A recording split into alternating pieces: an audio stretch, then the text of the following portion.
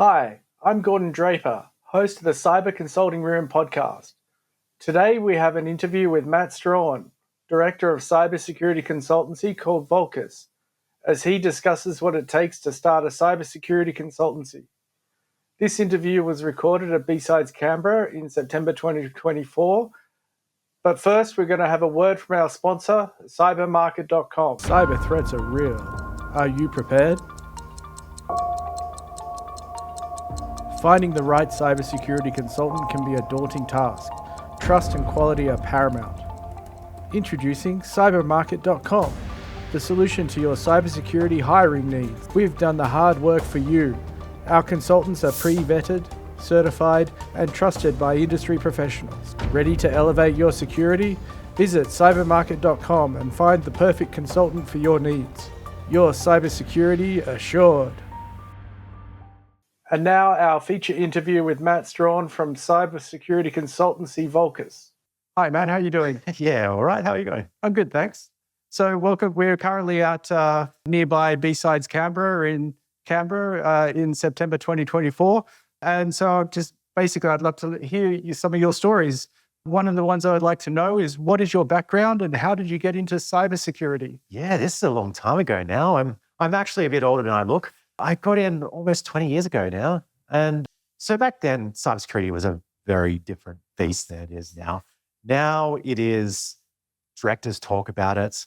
It is one of the top, if they say, the biggest risks that organizations might face. Cybersecurity ranks number one. But back when I joined cybersecurity, it wasn't really anything that anyone was talking about. It was something that was more a curiosity, a hobby. That was something that people might get attracted to just because it was a bit of fun. It wasn't serious like it is now. It was very, very lighthearted, and even the black hats didn't seem that bad anymore didn't seem that bad back then because you had people that were, it was kind of like the movie Hackers in a way, where it wasn't, people weren't there to make money. People were there for curiosity and were there to almost solve problems, find out new techniques, find out how you could do some of these things. And so I kind of got into it because a friend of mine back at uni was into it. And so I did the uni course for cybersecurity back in 2005 or 6, I can't remember. I fell in love with it pretty quickly. I started learning more about it. And then I ended up passing and getting a job in it. And that in itself was lucky because, again, this was a while ago and cybersecurity was a very different beast back then. There weren't that many organizations that did things like penetration testing. And I was lucky enough to apply for a job and get a job in penetration testing out of uni, which set me up for my career path. If you'd asked me at the start of university what I would do as a job, I would have said something like, making games, making video games. I wouldn't have said hacking stuff. I wouldn't have said I would be breaking into organizations to find out how to break into those organizations and to protect them. That wasn't really on my radar. But what felt like suddenly that's what I was doing. And so I was on the learning path pretty quickly after uni, where I would try and learn more about these techniques and try and research and whatnot. OSCP did exist back then, kind of. It wasn't called OSCP. It was called, what was it called? Backtrack. Hacking with Backtrack? Hacking with Backtrack Linux. And so there was a course back then. And so learning about this stuff was a lot more hackerish, to be honest. You had things, Crack Magazine, where you look at smashing the stack and things like that to learn how to do buffer overflows. Yeah, the certs weren't really a thing back then. And so, yeah, I started learning more and more about it, and all this time later, I'm still in the industry. Well, and so you got a job straight out of university, pretty much. And it's something that's very hard to do, to obtain Even today, it's very hard to get a penetration testing job straight out of uni. Yeah, it's really hard for me to say, oh, do what I do, because let's be frank, I was lucky. I managed to, I was recommended a job by someone I knew at uni who knew someone, and then I managed to apply and get it. That requires being able to, I don't know, talk your way in, but also a lot of luck. And so I can't really go, okay, all you need is someone at uni to know the right people and then know the right people through that. It often doesn't work like that, and especially doesn't work like that nowadays when the expectations are higher, the risks are higher for organizations, and you need so much more knowledge and skill before you can be useful. Let's face it. That learning curve has grown dramatically over the last since 2005.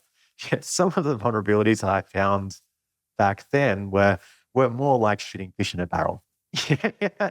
There's one that I particularly remember. There was this a while ago. So apologies if my memory is a bit hazy here. The company that I was testing doesn't exist anymore, so don't worry about NDAs or anything like that. But I was testing this company, and they had this vulnerability in a website where through hidden fields, I could change the visa surcharge. And this was literally just hidden fields.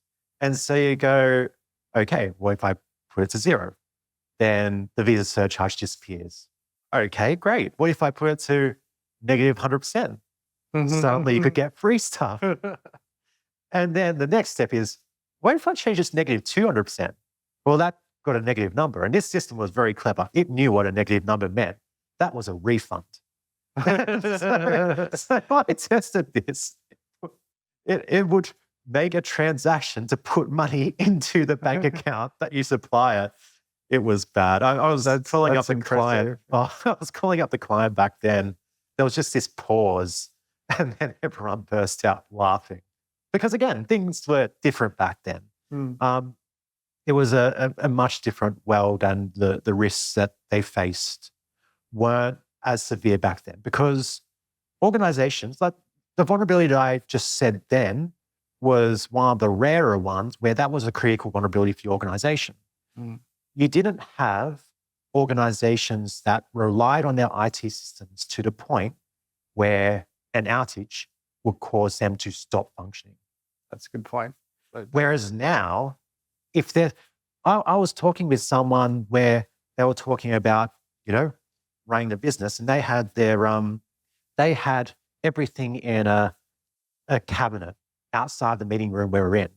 And so I was talking to them about how they keep running, about, okay, what would happen if their IT systems go down? They said, well, we wouldn't be able to do anything. Everyone relies on being able to contact this system. And so I just had to ask, if I tripped over that power cable back in the other room, would your business still run? And the answer was basically no. And this is in terms of my career and my background, that's the biggest change that's happened. Yeah, there's having a friend as a chief risk officer and having been through information security risk management, it's that kind of material risk to the organization is a big word these days. Yeah, suddenly that catastrophic rating, the risk register, doesn't just mean death. Well, to the business, maybe. It can mean the business is no longer. It can mean a threat to ongoing viability of this business. So yeah, it's been a big change since I started, and that's a long time ago now. And so I have been privileged enough to see things change significantly in cybersecurity in Australia and in the world. Not just on the technical side, but on how people approach cybersecurity, how people look at these risks that they face. And so now it's a running my own business, and with Alexei, and yeah, we're trying to help organizations, not just from finding vulns, but also help them go forward. That leads me to my next question. So you run an offensive security consultancy called Volkis with Alexei Doudkine. Why did you choose to start a company? Yeah, that's a big question, eh? And look, I admit, like, I've got a few more gray hairs in my beard now than actually I didn't have a beard back then. So that's another change. And it's definitely a roller coaster ride to start an organization, to the point that I didn't really anticipate a lot of the challenges that we have faced over the past bit over 5 years now since we started. And I didn't really anticipate some of the problems that we might face, some of the solutions that we ended up putting in, how we've changed. So originally, really, it was just because we thought we could do better.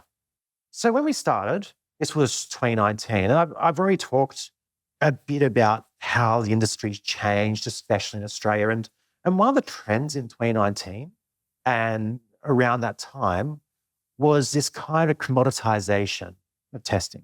Because you had the vulnerability scanners come in, you had like a lot of automation coming into testing, and they were very good at finding low-hanging fruit, and they were very good at playing whack-a-mole.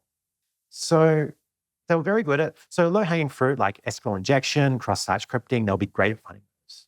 Something as simple as the password is on the front page of the application, the comments.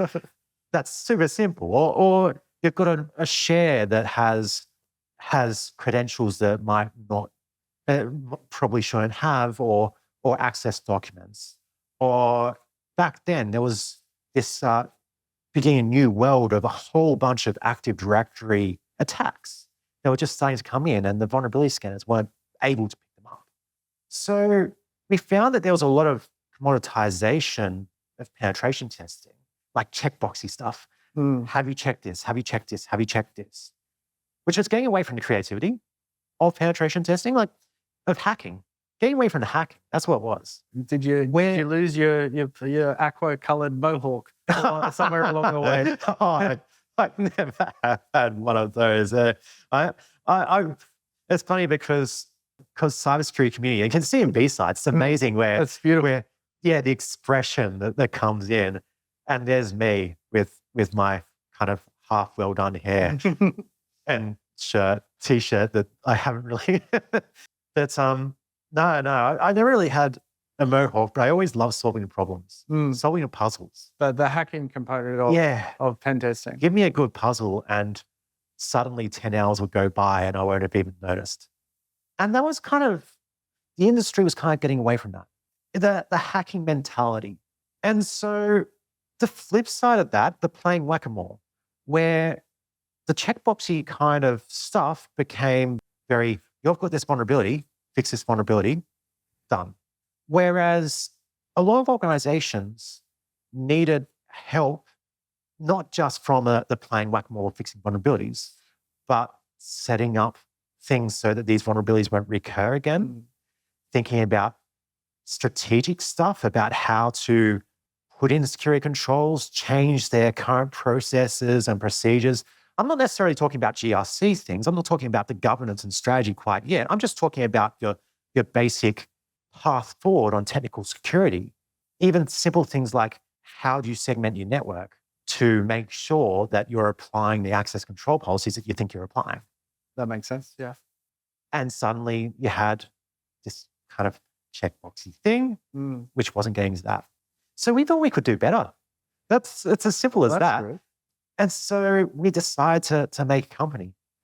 And starting a company is a really weird thing. You know yourself, right? You go into ASIC and you say, I would like to start a company.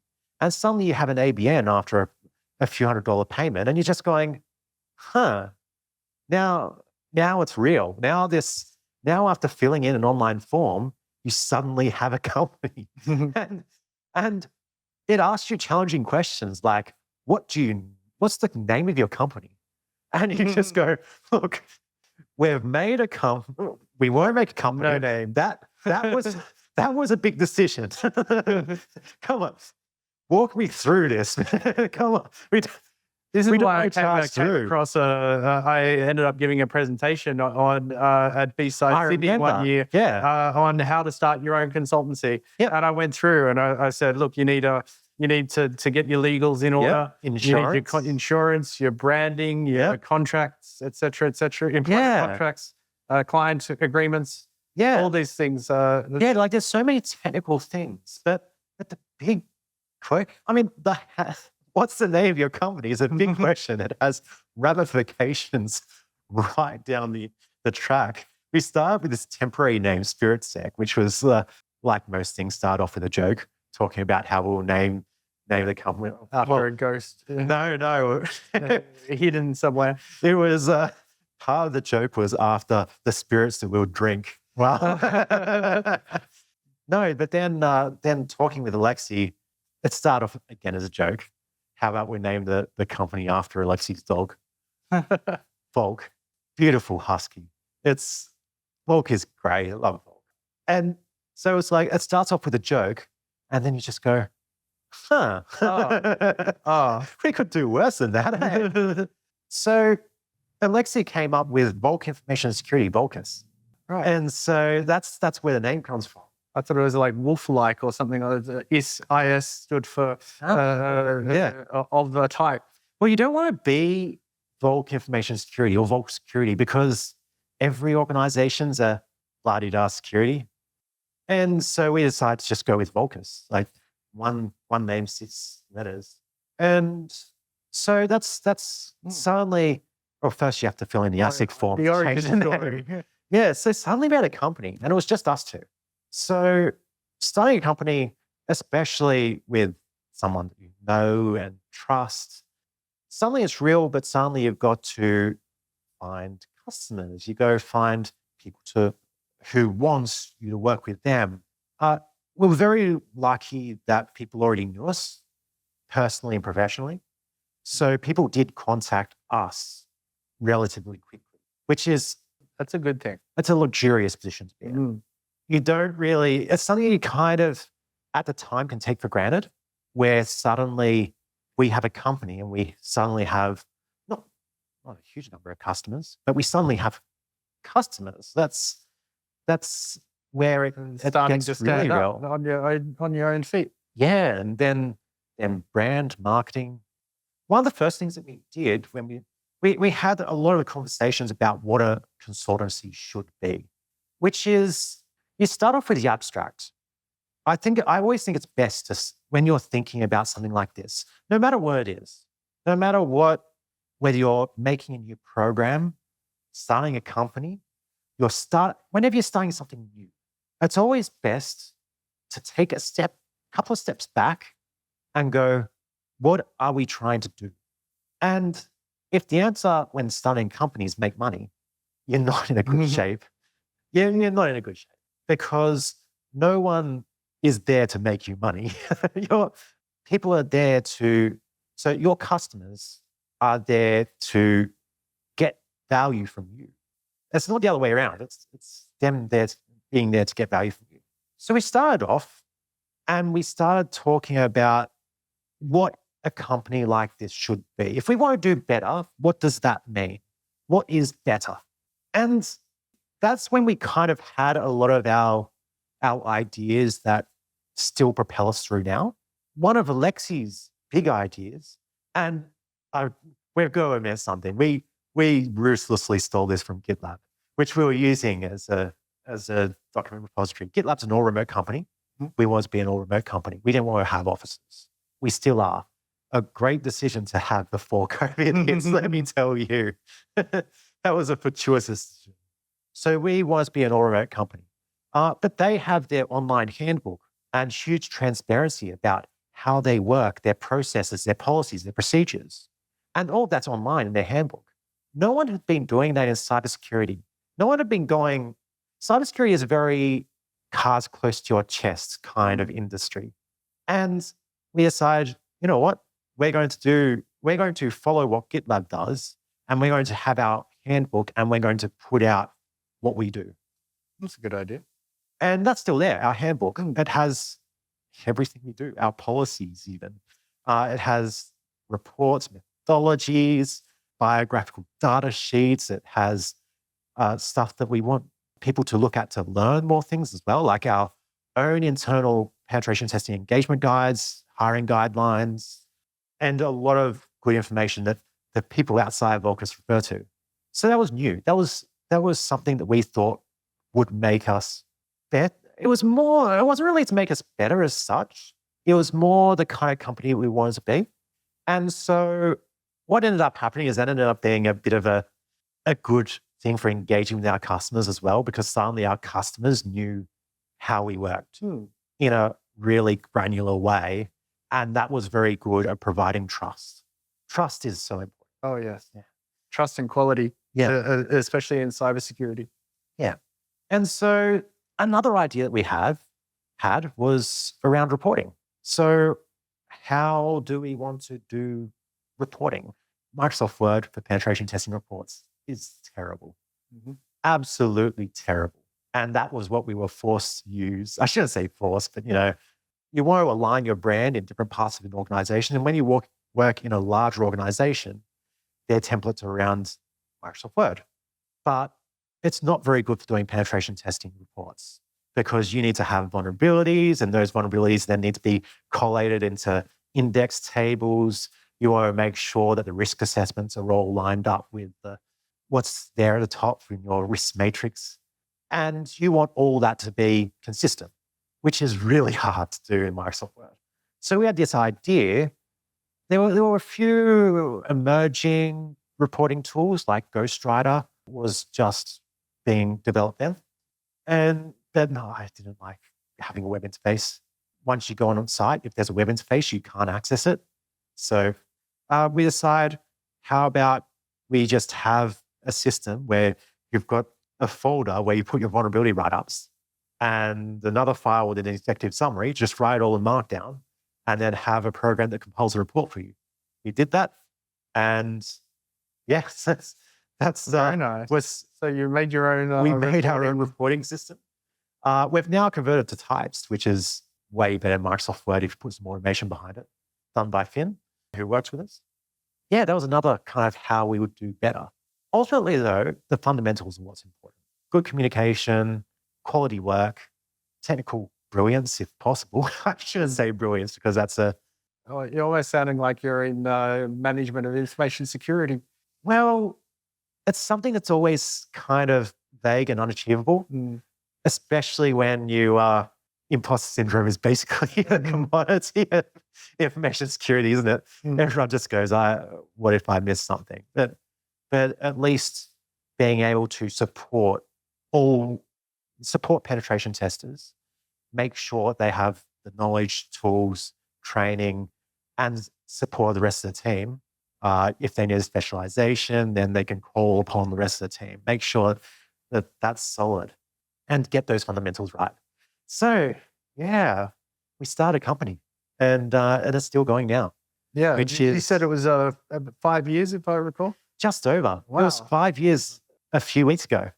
And 5 years from when I first put that online form in ASIC, and suddenly there was a company. And so, yeah, it's been a roller coaster, stressful. So the transparency of the handbook and the reporting tooling, the reporting system, would you say that sets your consultancy apart from other consultancies in Australia? I mean, you always try to set yourself apart. I think so. I think the what you see is what you get kind of attitude is really helpful. I feel like, okay, so there's a lot of really great boutique companies. As I've been in cybersecurity in Australia, there's been this kind of cycle. You would know it yourself, right? The company I first was hired at, securityassessment.com. That used to be a New Zealand company. It split up. So suddenly I was in this Australian branch of this company called Securus Global, which got merged into, I believe it's now part of, so it would have been part of a company that was bought out by a company that was bought out by what is now Pure Security, I think. And so there's been these cycles of consolidation where the boutique companies have merged together and then new companies come up. As I believe the consolidation kind of helps lose focus. Mm. And focus is important. So if I think about what sets companies, and I shouldn't just say Volkis, because there are other great penetration testing companies in Australia that I have a lot of time for, a lot of respect for. But being able to focus on offensive security is so important. When you're a penetration tester, it's a hard job. You have to suddenly, so you're given something. You have to go learn how it works. You go understand how it works so well that you can potentially manipulate it. Yeah. And that's hard. That's hard when you know it already. Yeah. Back to front. That's not counting It's- context switching and suddenly Yeah. now I want you to go and do this today. And now I Yep. want you to go and do that the day a week later. And they're all different. They're not just offensive security. They're secure code review or so they're all under the cybersecurity banner, and they can fall into some kind of offensive security. And you might get a white box pen testing engagement where you do get to see the coding and look for secure code review vulnerabilities. But other days you'll be black box testing and web apps and all sorts of mobile or even internals. They're all. Do you have your consultants specialize in one particular type of penetration testing? So we try not to pigeonhole people, but we do allow people to try and become really good at specific things.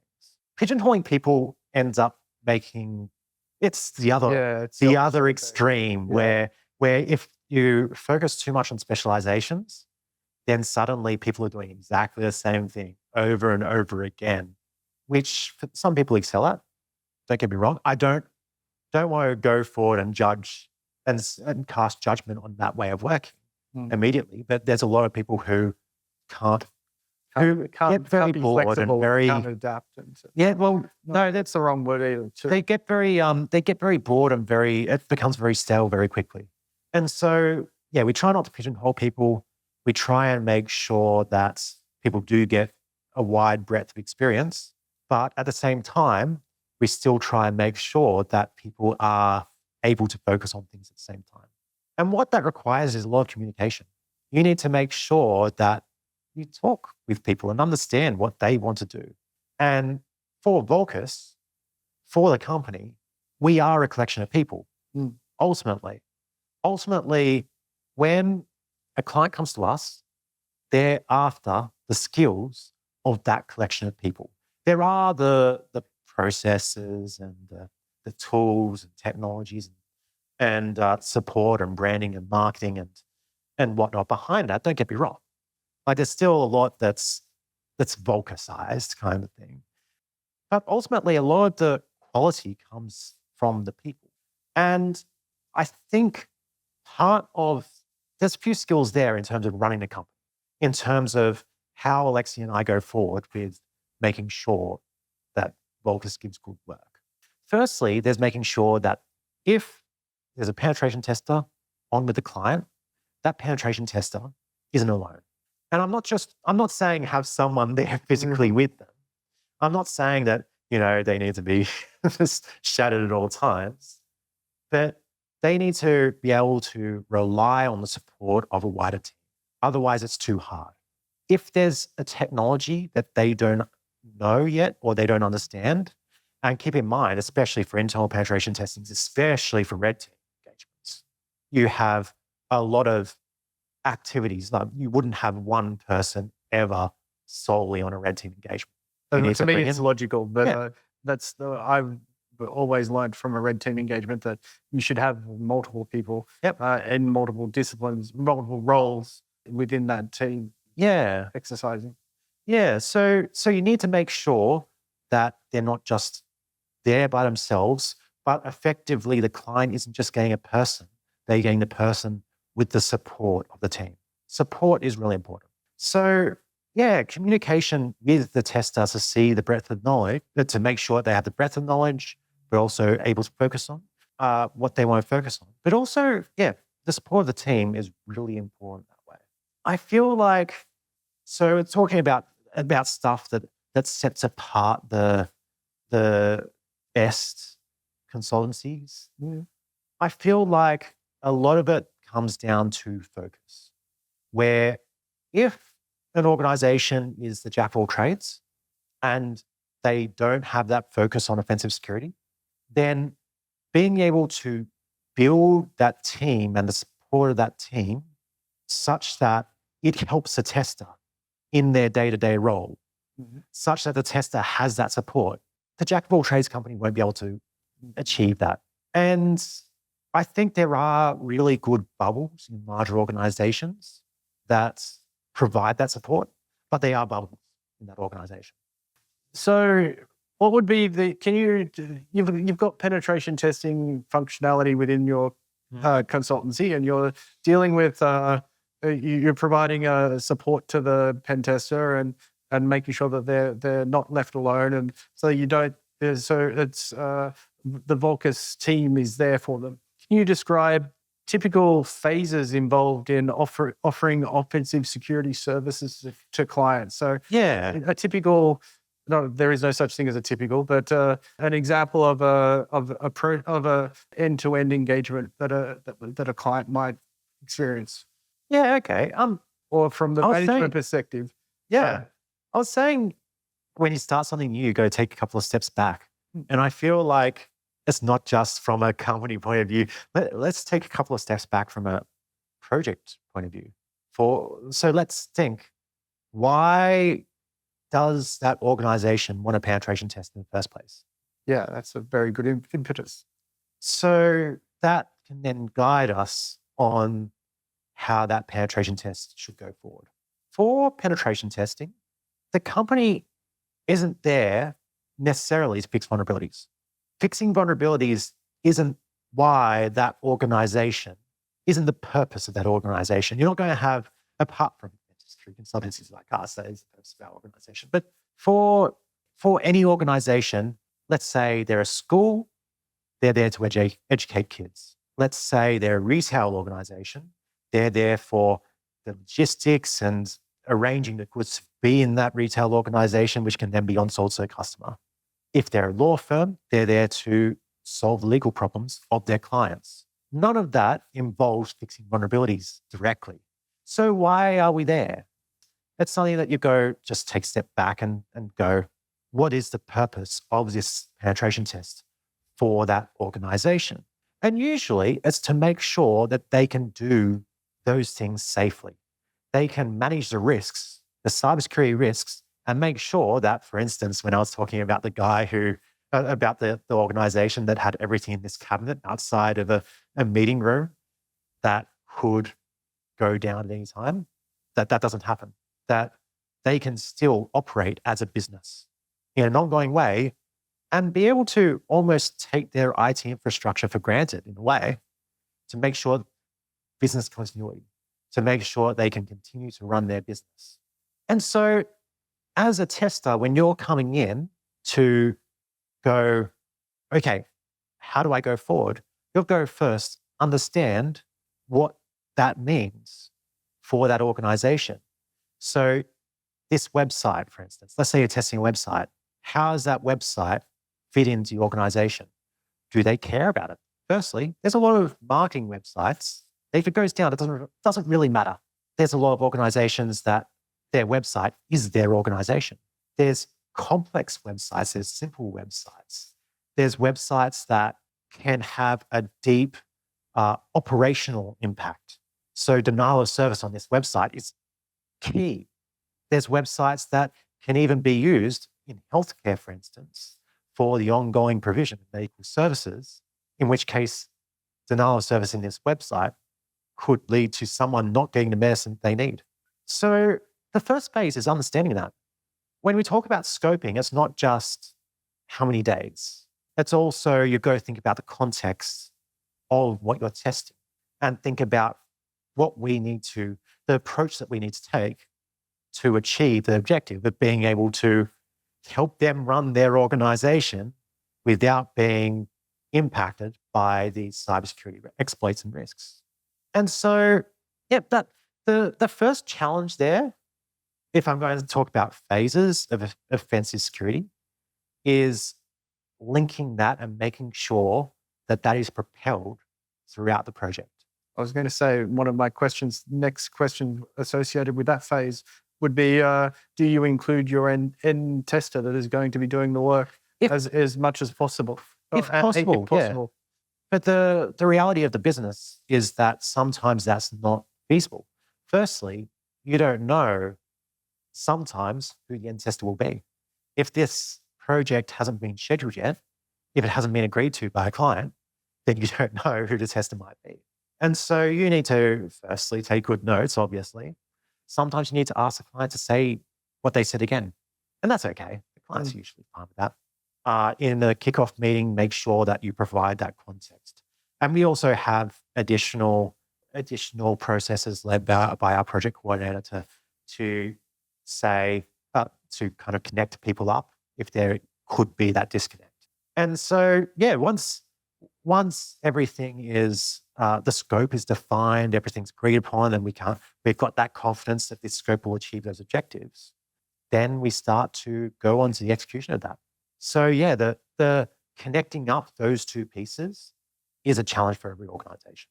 We're small, right? Like we're still a boutique security company. We're not a huge behemoth. We still have issues with connecting up those two parts. I don't know. Okay, I do know because I don't know if the very large ones have that solved either.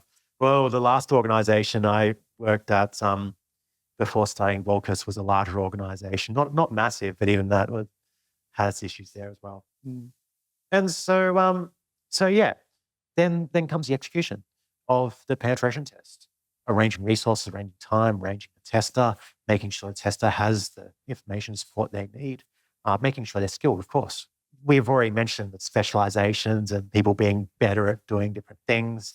I think for us, the biggest baseline differentiation is you've got some people who are very good at the programmatic stuff, websites, mobile applications, that kind of thing. And you've got some people who are very good at the infrastructure stuff. That's just kind of a split.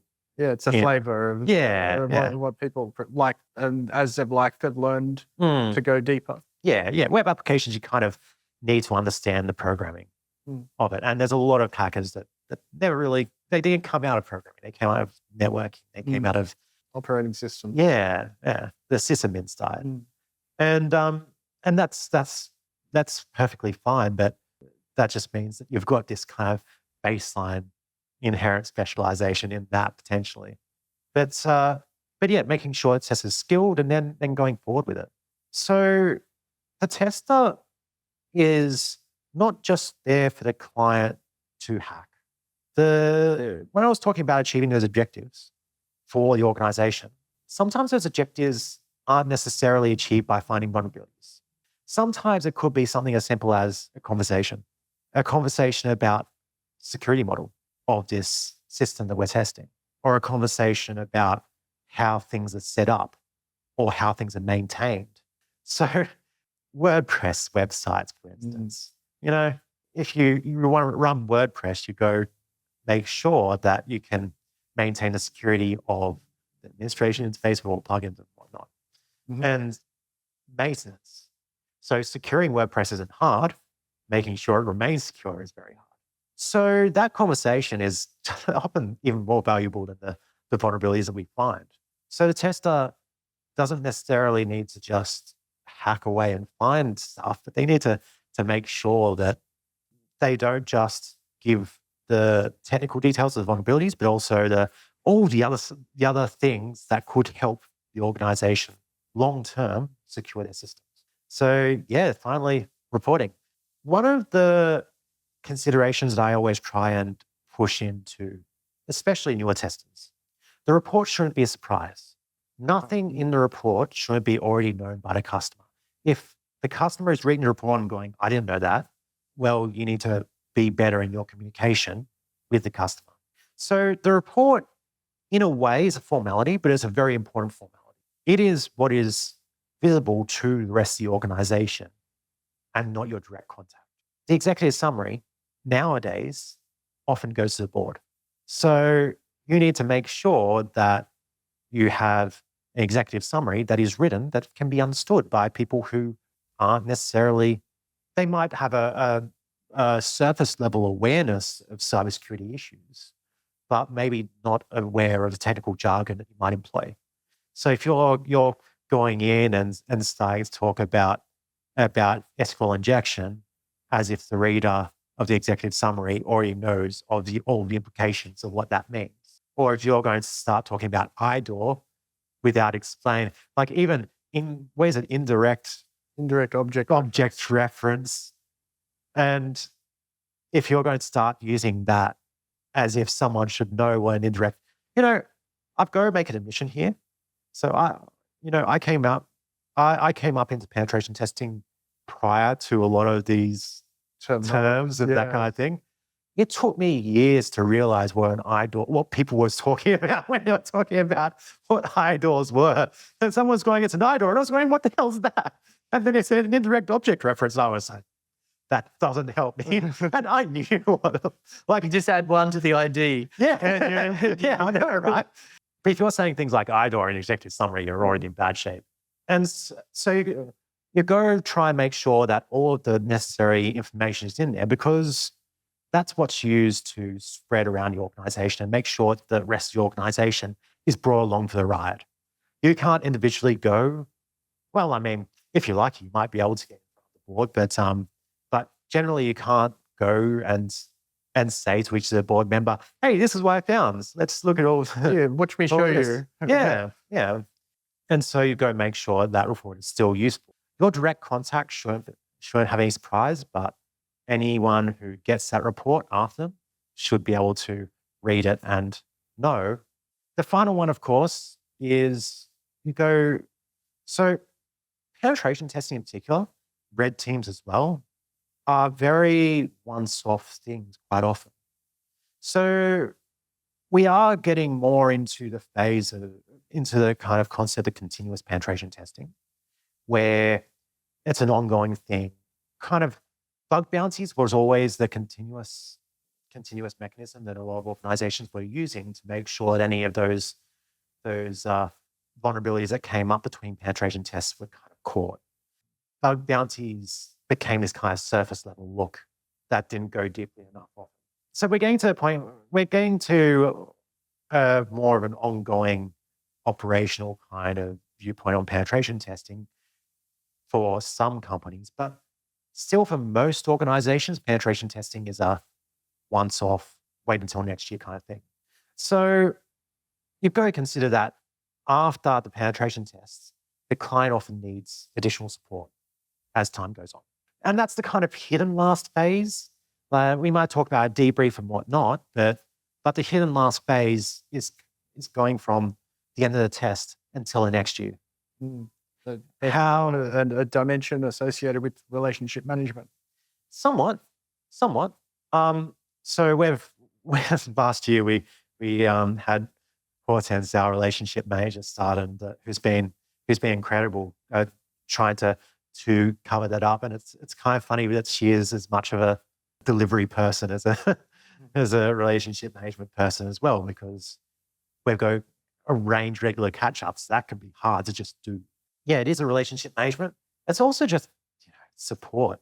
The more you can support organizations, the better the final result will be and the more secure they'll be. And sometimes, again, that conversation where you just go, okay, what have you been up to? What are some of the challenges you've had? If there's some new initiative, okay, it can take 10 minutes. Let's just have a quick talk about that.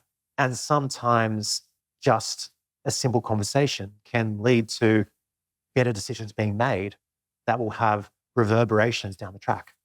Touching base so important. is so important. Yeah, touching base and checking in on customers and being available for that kind of conversation. Yeah, it's definitely a key area associated with the whole. Thank you very much for sharing the whole end-to-end process that your consultancy offers. What are some of the most pressing cyber threats and vulnerabilities that organizations should be concerned about today? So you're doing the penetration tests as one aspect, but you're there to be the security partner, the security advisor to these organizations. What are you seeing more and more across these organizations? Yeah, we're in a bit of a transition state at the moment in cybersecurity, because what's happening at the moment is, back in the day, the physical boundary was the most important thing. And you had to have a resilient outer, and you had things like the terms defensive depth, that kind of thing. It was all very boundary focused. And what's happening now and continuing to happen is we're seeing a lot more organizations that are cloud first. They've got their user repository and Entra ID, and they have minimal internal infrastructure. So what that means in terms of security model is that the user, the identity of the user, is kind of one of the security boundaries now. And that's been talked about a lot. In terms of the practical implications of that also raises a lot of complexity. With the interaction of multiple software as a service applications that all organizations seem to have nowadays, that might be connected over SAML or OAuth or whatnot, and with the interaction of their custom applications that a lot of organizations still want and need, that might now be hosted in Azure or AWS or Google Cloud or whatnot. Suddenly you've got this identity that's being passed around a lot, and the interactions between those systems and the details of those interactions between those systems become very important. Is a user in Can I the trust same kind of this user? person, this identity, this that has been offered? And so it's this kind of funny thing where there's simplicity that comes with that, but there's also a lot of complexity that has suddenly come with that, where suddenly you need to make sure that all of these disparate systems, and they are far more disparate now than they ever have been. Like if you think about the internal infrastructure stack, usually had everything in one kind of repository in your Active Directory, which Active Directory is the bane of all security, don't get me wrong. But often all of the collection of user settings and identity was there in one spot. And then that was kind of leveraged from other systems over LDAP or whatnot. And you would have one role in Active Directory that was then propagated out and relied upon. But suddenly you've got all these disparate systems that work in different ways. That brings a lot of complexity. And it's the gaps between those systems that can cause chaos. And it's not just from a software as a service point of view, but also from a basic infrastructure point of view and the custom web applications point of view, where passing along that identity can become degraded, or there might be gaps in the access control or whatnot. And if you can leverage those systems against each other, then that can lead to some really interesting issues for organizations. So yeah, in terms of some of the trends that I see, we're still reasonably immature at working with that style of infrastructure. And I think that's going to be an interesting kind of As path people forward. go down the zero trust path, there's definitely a lot more identity related attention at all paths associated with that zero trust path. Yeah, zero trust is more achievable now than ever. However, at the same time, That's a lot of work. it's a lot of work. And Also, it's an ongoing process. but also it's a lot of work, but it's also a lot of there's a lot of complexity that comes along with it that can sometimes feel, in terms of security model, like you're just replacing the internal network with a far disparate, more spread out network that doesn't rely on any physical location. But once you breach the logical barriers, you've got an access. Yeah, it's going to be interesting as we delve more into this kind of model as time goes on, because we're still just, I know that Microsoft 365 and whatnot have been around for a bit, but it's still early days in working all the problems that we might face out in this kind of way of working. I'm really curious how it'll go. Oh, it's an interesting area. There'll be stuff that's found. But there's definitely certain vulnerabilities and overlaps or underlaps and potentially gaps between these systems. So how does your company, what does your company do for organizations that in order to mitigate these sorts of threats? So one of the harsh truths about an offensive security organization is we are on one side of the equation. And finding vulnerabilities alone doesn't help the organization at all. It's just the identification. That's the identification of vulnerability. Of the CSF. In a weird way, we are almost there to create problems for the organization. Now, don't get me wrong. Finding a vulnerability, like, just because we found it doesn't necessarily mean we create it. Like, the vulnerability is there, whether we find it or not, whether it is found or not. We don't go in and we don't fix those vulnerabilities ourselves. We have to support the organization in becoming better. Maintaining independence means that we can't test our own stuff. We can't go in and go and like, okay, now you've done your penetration test. Here's all the systems and technologies to sell to you to fix it. That's yes. So maintaining independence means that that's infeasible. But yeah, we still need to make sure that we are the support for the organization to fix all of these things, whether it is playing the whack-a-mole with those vulnerabilities, or whether it is increasing the security, changing the security model to increase the resilience of the systems we test, or if it's changing the processes to make sure that similar issues that are no longer found in other systems or in the system long term. But we're there for support. We don't do it for them. And for being there in support, there is still a lot that we can do with the organization to make sure that they can fix the issues. We've already mentioned communication and check-in, and there's also retesting that we do to do a more active back and forth with the organization around that vulnerability. A large part of it is communication. So if you find a vulnerability, okay, first things first, we talked about the way that penetration testing achieves the objective of letting that business still do what they do. Does fixing the vulnerability achieve that? Some vulnerabilities, maybe not. Some vulnerabilities, it's fine that their vulnerabilities are there. It might not have much impact to the organization. It might require information that is infeasible for anyone outside the organization to get. And okay, the risk can be accepted. Some vulnerabilities, critical to the organization.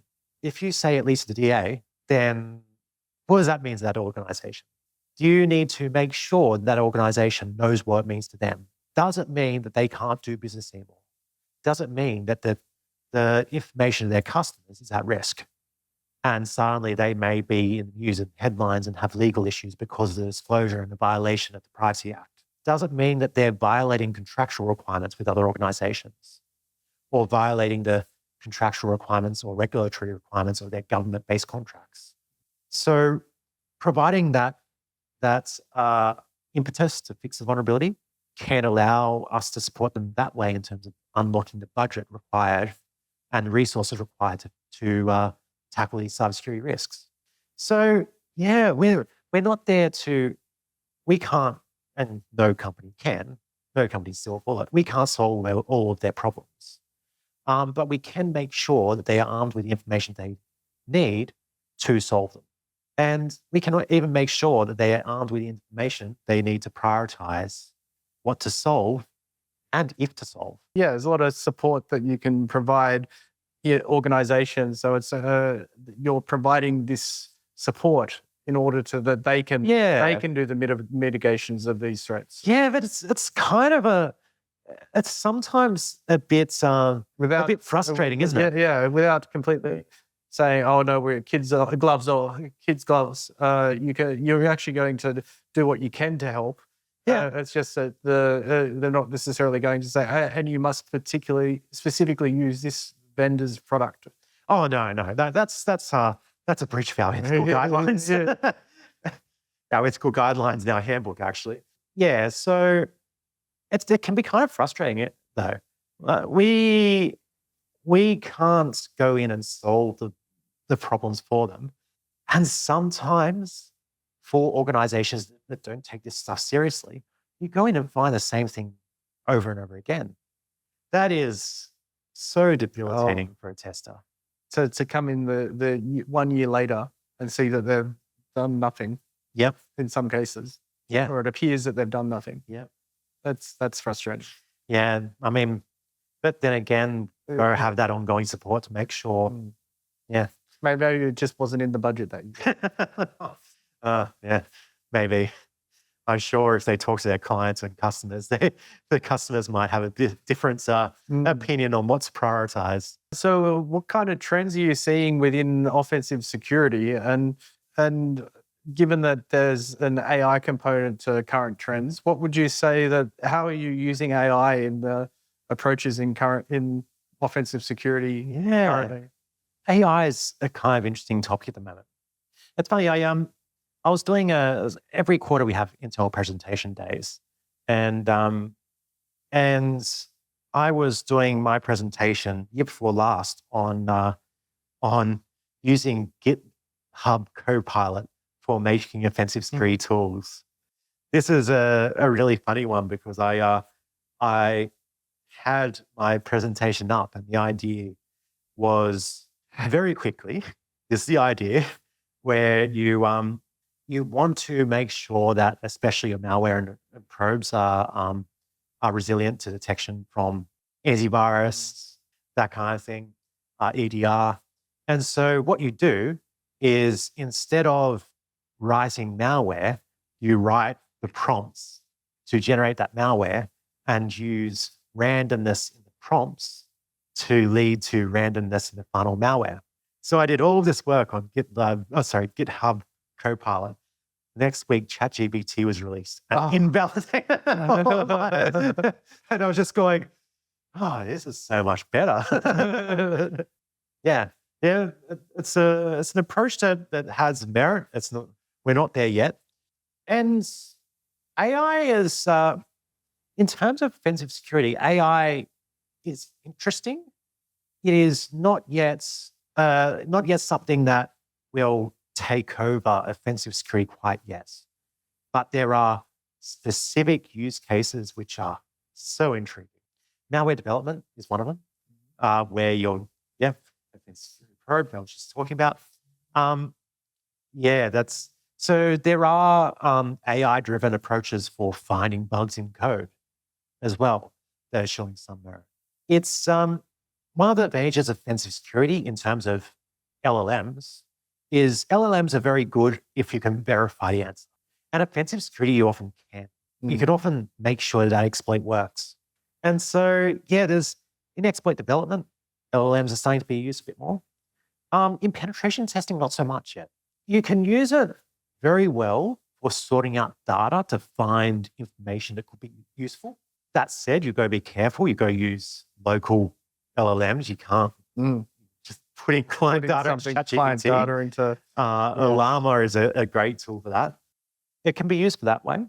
But if you get an organization or a website or whatnot, it's very hard to directly use LLMs that way.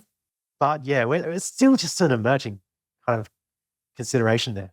Yeah, it's an interesting area. I haven't delved deeply into it. The closest I came was looking at trying to get ChatGPT to develop something interesting from a malware perspective and obfuscation perspective. But that's definitely an interesting area. I'm keen to see what the results. I was chatting to one person in exploit development at one point, and they were talking, I'd love to have just to give some primitives inside binary and memory, give some primitives of code, of assembly code and in memory, and let the LLM create join the dots between the position I'm in now and the position I want to be. And that sounded really cool, but I never got to the bottom of it if they were able to achieve that.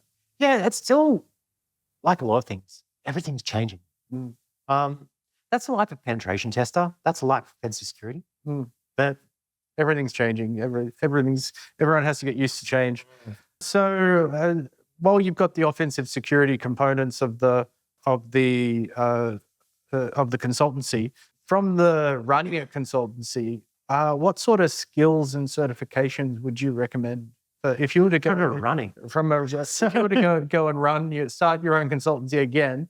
Certs. I've got an MBA. Oh, very good. Which helps. In the same way, on the offensive security side, there's the technical skills and there's the soft skills. In the same way, from the business side, there's technical skills and soft skills. So technical skills, in terms of running a consultancy, you need to know things like accounting, how that works. You need to know how business models work, especially from a professional services point of view, and how, you've got your daily rate, but how does that decompose into individual costs, salaries, of course, not just of the consultant themselves, but also the support they have, and how all that fits. Resourcing and how all that works, and making sure the project side you're familiar with, all that's kind of technical information that you need to have. It's all stuff that you can learn. Like any other topic, those technical skills are they're things that you learn how to do and you get better at it. Like any other skill, you hone it, the technical skills. There's also the softer skills, because in a consultancy, as I was saying before, Volkis is a collection of people. It's not, you can talk about brand, you can talk about marketing, you can talk about customers and stuff like that. But at its core, we are a collection of people that provide services for companies.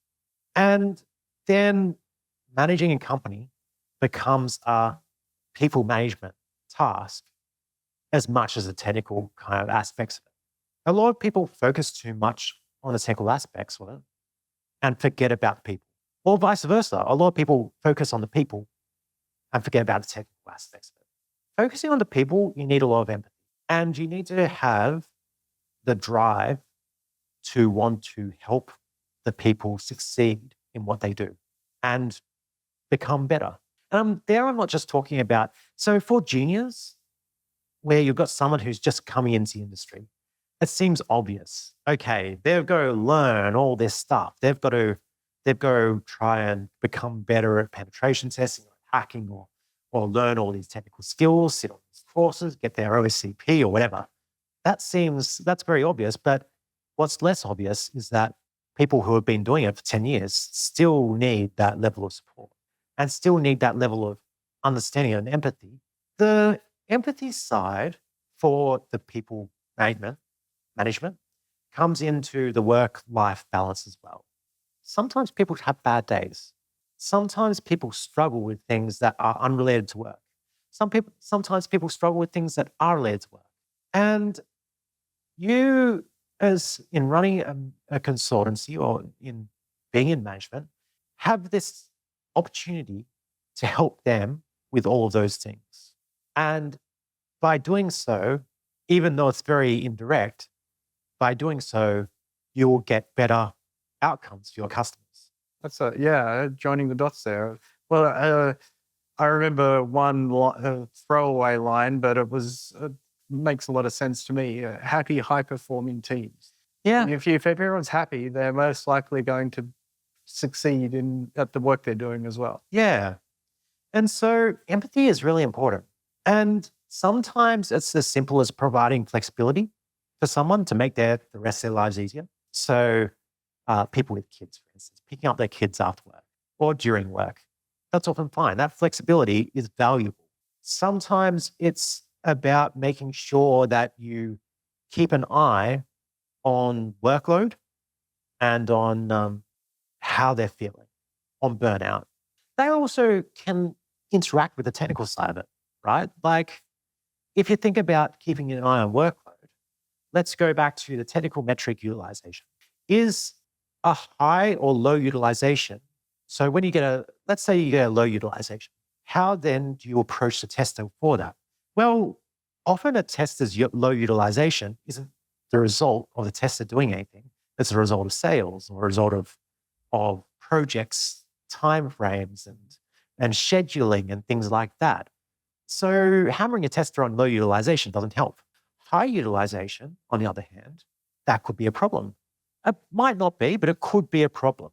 So that technical metric of utilization could lead you to consider the people aspect of maybe I should talk to this person and see how they're going.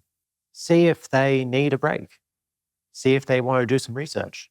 See if there's something that they're sacrificing for that high utilization. And the empathy kind of has to, so we write down our values of transparency, empathy, two of them. The empathy has to be kind of pushed out, and caring for each other is something that you have to almost integrate into the running of a consultancy. People who care for each other end up being able to do a lot more. And that's not necessarily from a utilization perspective, but it's and so for utilization, that's a definition. It would be the amount of billable hours versus what's billable days versus what is technically capable. Yeah, metrics like that are interesting things. We collect a lot of metrics.